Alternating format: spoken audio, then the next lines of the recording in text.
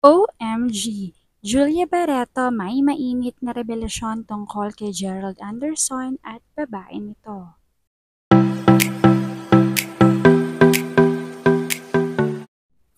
Palaisipan pa rin sa madla kung ano na nga ba talaga ang estado ng relasyon ni Julia Barreto at Gerald Anderson na hanggang ngayon ay patuloy ang pananahimik kung ano ba ang totoo.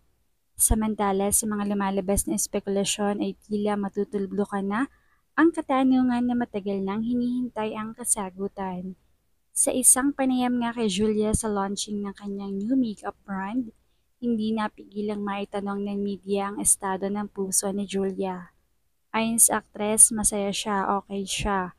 Unti-unti na nagiging okay siya.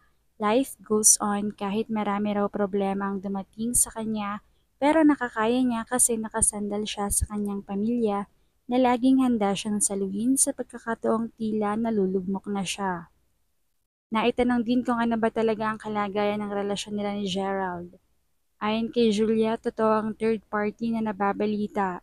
Totoo ang may mga babaeng umeeksena sa buhay nila noong magkarelasyon sila. Wala raw paglagyan ng sakit na nafe-feel niya ngayon. Marami.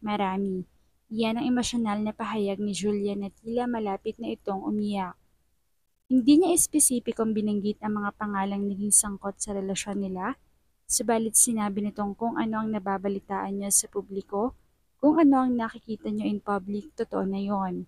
Pinilit daw nilang buuin muli ang nawasak nilang pagsasama, subalit sa pagtagal ng panahon ay tinanggap na lang niya hindi ito para sa kanya.